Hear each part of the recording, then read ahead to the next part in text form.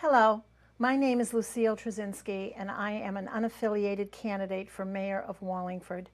I thought, since many of you don't know me, I'd first tell you a little bit about myself before I tell you why I want to be your mayor. I was born and raised in Wallingford. It is a part of me, and I am a part of it. I cherish the history of it, the story of its farmers and its laborers, its leaders, and its ordinary folk who built its schools and its factories, its houses of worship, and its streets and roads, who established its businesses and its government. These past generations who settled here and worked together because they saw a promise in this place they chose to call home. I've taught in its schools for 18 years, and I've been a part of its business community for 30. In 1985, I was one of the founding members of Wallingford Center, the organization largely responsible for the revitalization of the downtown.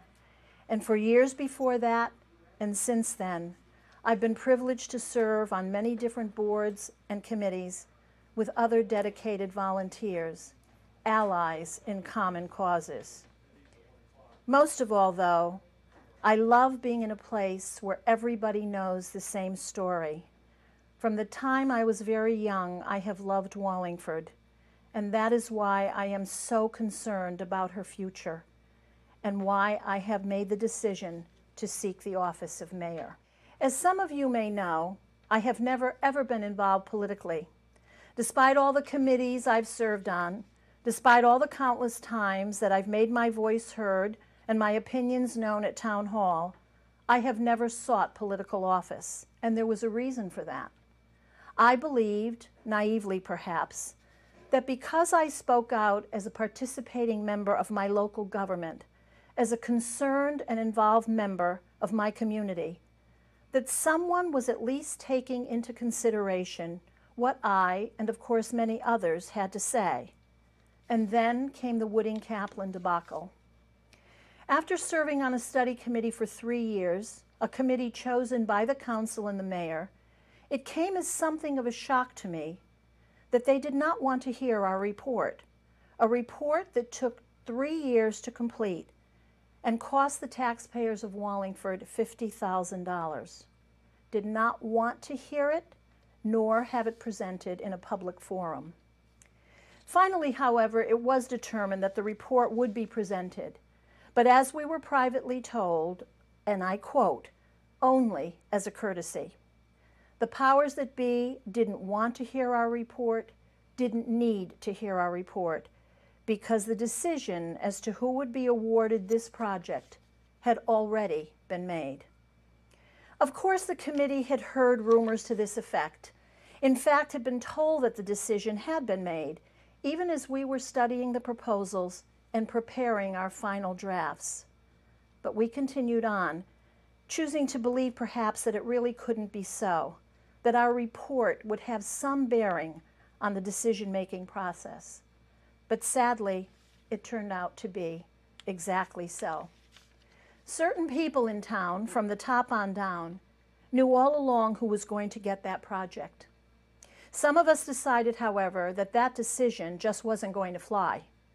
We decided to hold a referendum, not at that point because of the project so much, but because we were so appalled at the process by which it had been chosen. In spite of the town's best effort to make voting difficult, we prevailed. We stayed at that council meeting until after midnight and insisted that we get more than the one polling place they wanted to allow us, to get more than the couple of hours that they wanted to give us to cast our ballots, to give all voters adequate notification as to times and places. Believe me, they didn't want this referendum to succeed. We had no experience, little know-how, and virtually no money.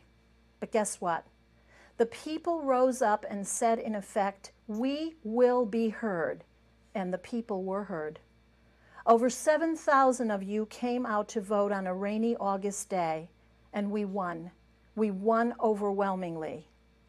Of course, none of this would have been necessary if the mayor had informed us 4 years before that the police chief had already spoken to him about the eventual need for a new police station, and that we might need the Wooding Kaplan site for that very purpose.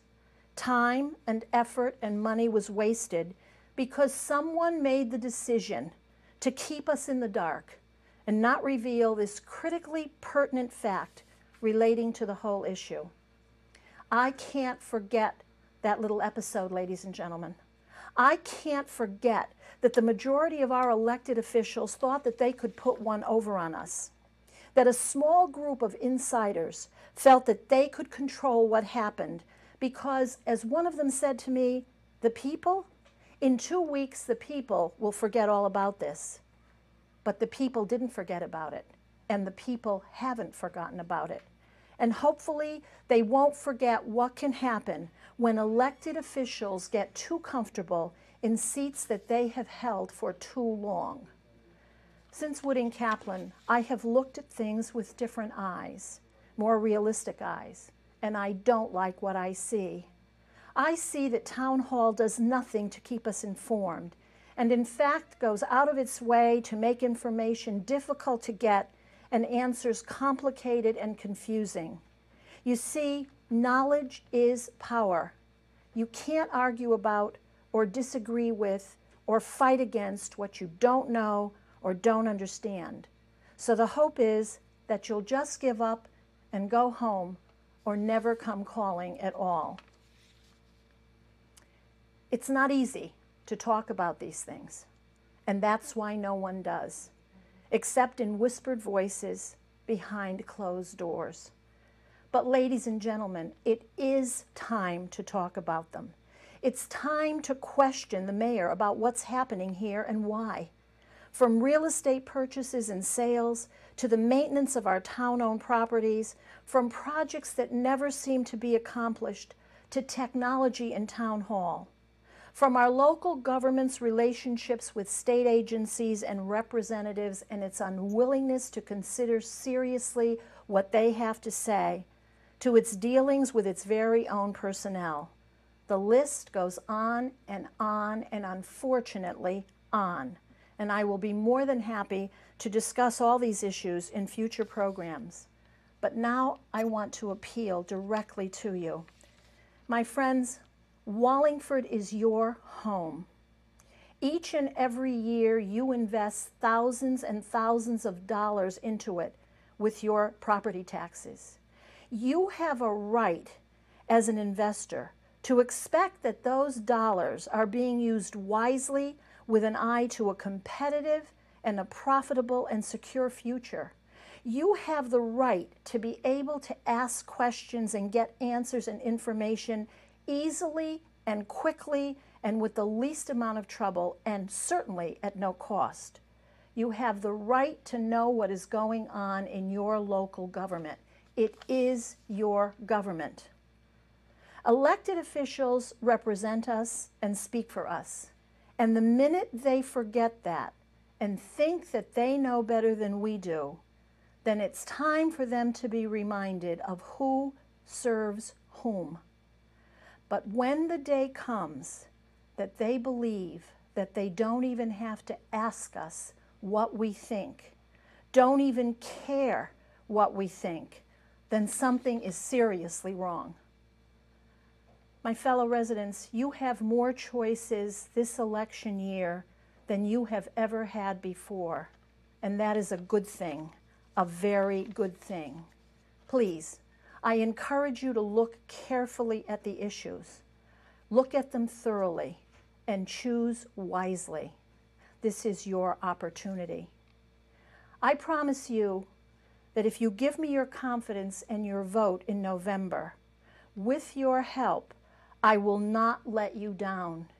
It is time and past time for a change. The future of Wallingford depends on it. Our future depends on it. Thank you very much. My name is Lucille Trzcinski, and I approve this message. I'm Lucille Trzcinski, and I approve this message.